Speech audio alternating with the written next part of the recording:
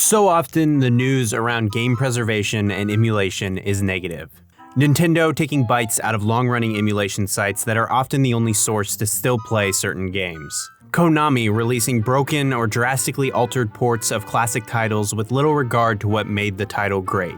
Fan games designed to recapture classic titles that were doomed to fade into obscurity shut down by a multitude of rights holders. Just over a year ago, I painted a damn near apocalyptic landscape of the future of the medium that's so concerned with business practices that many manufacturers are unwilling to re-release the majority of their historic titles, instead choosing to drip feed and remaster them at a geriatric pace, while also refusing to allow any fan effort be taken without the threat of crippling lawsuits. The future of game preservation is firmly at the whim of some developers, publishers, and console manufacturers, and their willingness to remember their equivalent to embarrassing high school photos. And don't get me wrong, I kind of get it.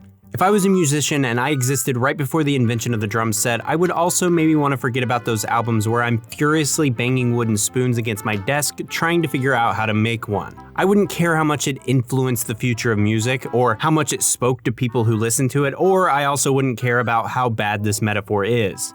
See, in this scenario, the drum set is like 3D technology or something. I don't know, it's not airtight. What I'm saying is that a lot of companies don't like to or don't see a reason to reflect on their past for a variety of reasons. That's partly why soft reboots and complete remakes are so common these days. They remind players of where developers came from while, replacing the wooden spoons. Put simply, that's just no goddamn fun, and technically not preservation. We don't dig up Leonardo da Vinci's corpse and let him go, that smile just isn't right? I know that you've been considering this the standard, but I think I'm gonna change some stuff. And while I think that things like authorial intent are good, we all know how that sometimes turns out. There are some incredibly interesting and creative ways to preserve video games without necessarily being overly dependent on true full remakes, by recontextualizing them into modern terms or frankly just ensuring they're as easily accessible as they can be. Honestly, as I sort of reflected on who was doing the best job at this, I really think one company is leading the charge. It's Sega. You probably already knew that because you clicked on a video titled Sega and the Future of Game Preservation or whatever. Right.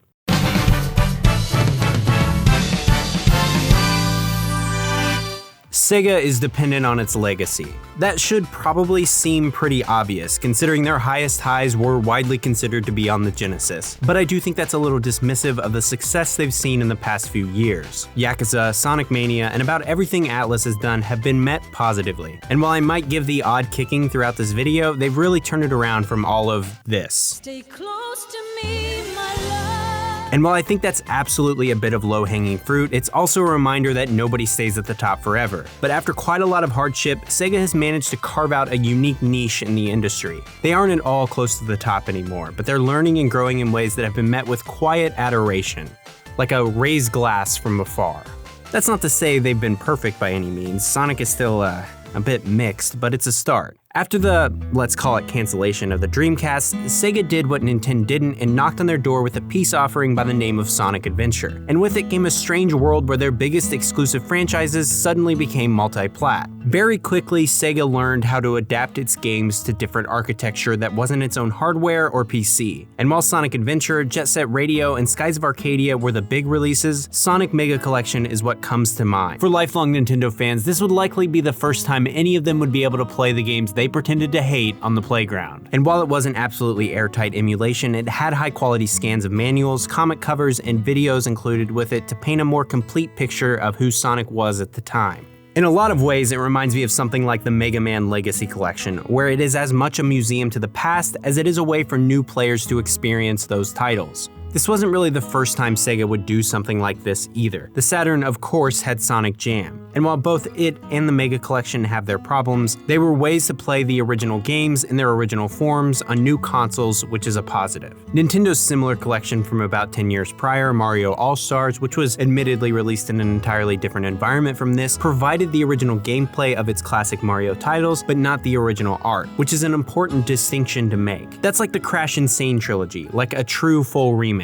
Even during the Genesis' life, they implemented Master System support by creating the Power Base Converter, order. I mean, it was another adapter doomed to be sold at your parents' garage sale years after you insisted you needed it to play a copy of Aztec Adventure you found in a bargain bin at Kmart, and mostly a rebuttal against Nintendo's highly publicized refusal to allow backwards compatibility on the SNES. I'm going to explain to him how people market things to make you spend more money. But it was also a great way for American audiences or collectors to experience Master System games for the first time in a market that was still learning who Sega was. As we move forward, I don't want to give you some idea that this was done out of love for the medium or something. Ports made Sega competitive.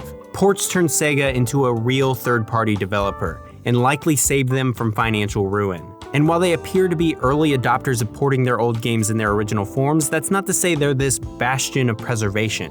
It's pretty clear that things have been lost. In an interview with Kotaku in 2008, Sega of America president Simon Jeffrey stated that the source code for games on the Arcade System 16 and 24 are lost. At least I think so.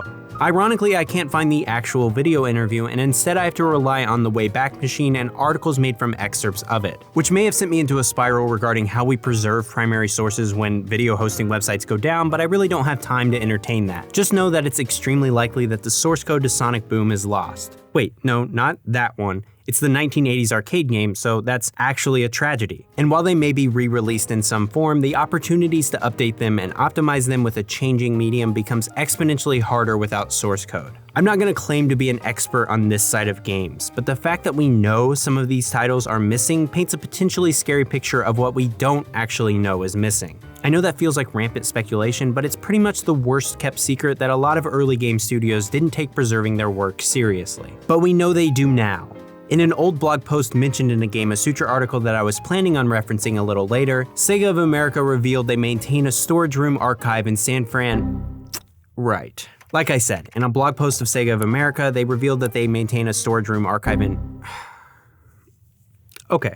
Well, I guess we'll have to trust this almost 10-year-old article that Sega has an archive headquarters and plans in place to preserve their past as much as possible. There are startling stories of Sonic Spinball source code being kept on old optical drives in someone's garage, and third-party developers stumbling across the lost source code for Echo the Dolphin that show a Sega in turmoil. But despite their tumultuous history, massive restructuring, and dueling headquarters in San Francisco and Japan, this is hopefully not the norm. As they moved away from the hardware market and into a more publishing and third-party development market, they've shown themselves to be fairly receptive to re-releasing their big titles and collections with not overly impressive but at least decent emulation. I picked up the Genesis Classic Edition on Switch years ago, and while it lacks some titles that were staples to that console, it does a good job at showcasing that console's first-party lineup without being bogged down by Sonic games. Like the Namco museums of old, Sega has frequently re-released physical collections designed to update their favorite games. And while I would argue these versions of 2D Sonic aren't necessarily the definitive versions, it is incredibly nice to have. These are cleanly emulated games designed for the general populace in a physical format. What is the definitive version, however, is what's on mobile phones.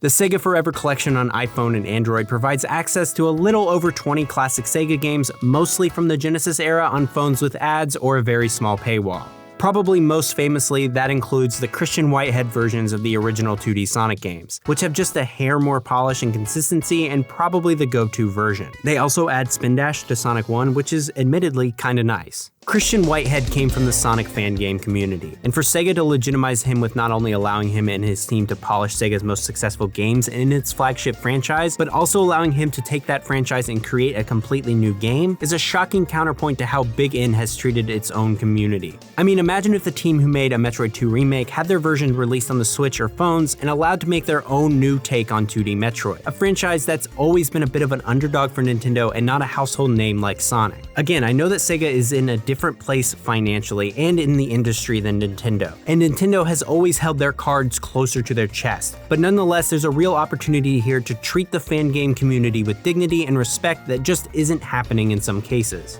Back on Sega Forever though, I'm not as familiar with Sega's non-Sonic stuff to tell you off the top of my head how much has been changed with, say, Phantasy Star. But I can tell you that I've been playing a lot of Streets of Rage on the toilet lately, so there's that. What? It's the most comfortable seat in the house. I do think that perhaps my biggest criticism of these versions is that they're particularly bare bones in regards to like emulation features. There's very little save state options or rewinds or basically anything that you would find in an open source emulator, and it being on a bit smaller of a screen does get me killed in chemical plants in ways that feel random, but I'm also objectively like the worst 2D Sonic player that ever lived, so I won't take it personally. Not to be confused with Sega Forever, the Sega Aegis collection on consoles were massive upscales that were targeted at preservation from developer M2. It wouldn't be fair to have this conversation about Sega's work in re-releasing games without mentioning M2. Their work stretches back to the Game Gear, but over time they, like Mega Man legacy developer Digital Eclipse, have started to set the standard on bringing classic games to the current gen. They were probably most famously known for their work on 3DS ports that added 3D effects to classic games, but their work on Sega Aegis is another great way to get these games on modern consoles. And while some people seem opposed to having anything other than the Christian Whitehead versions of Sonic, these versions are very good updates to these classic Sega games that are purely focused on preservation. M2 has been doing a killer job at working with older developers and communities to develop great versions of classic titles. And while Sega maybe wasn't hurting for them, I'm not opposed to a single serve option like this. They also did the arcade versions of games in Yakuza, and those are pretty impressive as well. Listen, I'm not saying that Sega is the absolute best at this. There are obvious holes in their lineup. The Sega Dreamcast collection on Steam comes with only 7 games, 9 if you count Shenmue 1 and 2, which you would have to buy separate. No Seaman, no Skies of Arcadia, but as a direct comparison to either the GameCube or N64 lineup, it's literally better than nothing. I'm totally aware that some of the N64's library is still currently available on the Wii U, and that literally while I was writing this, a massive collection of Mario games got announced, but it's a timed release with apparently limited physical copies that'll be removed in 2021. Hate to burst anybody's bubble, but that's not preservation. What makes Sega feel more concerned with ensuring their games are still available for future generations is its focus on physical releases. With the exception of multi-generation titles, older games making their move to handheld platforms, and those mini consoles with only 20 or so titles, Nintendo has very rarely re-released their older games physically. Sega has, and even when it's not physical, they try to go the extra mile. When you buy the Genesis collection on Steam, Sega gives you the ROM. It's yours. Use their front-end emulator or throw it in Kega Fusion. As long as you paid for it, Sega doesn't really care. Tom Kalinske is not offended, mostly because he doesn't work for Sega anymore. And frankly, I'm willing to pay for it, and I imagine other people are as well. The convenience is kind of nice. There's no reason for something like this to not exist for more companies. I've pitched a third-party Criterion-type collection revolving around preserving and updating games physically to allow them to have a lasting impact on future generations. But even then, I recognize that big names like Nintendo simply wouldn't play ball. I have no doubt Sega probably would, as long as they got their cut of the pie. As we move forward, I have no doubt that we could potentially see Sega Saturn collections or wider Dreamcast collections. Hell, we've already talked about Yakuza, a series that's already received massive upscaled physical re-releases on the current gen. And while it isn't the games in their original form, it is a way to move forward while still remembering their roots. And that's what it's always been with Sega, a damn good start. Oftentimes it feels like bigger companies aren't as interested in preservation, but Sega has at least proven that it can be profitable and a great way to keep in touch with their legacy. Without it, games like Sonic Mania wouldn't exist, and games like Shenmue and Yakuza wouldn't be the same. That Sega legacy is super important, and I'm glad that they're actually invested in preserving it. But fuck you, your relationship with ad games is problematic, and I definitely didn't forget about it until literally right now when I'm recording voiceover. Hey, thank you so much for watching. Let me know down below what Sega games you'd like to see re-released and why it's Sonic Unleashed.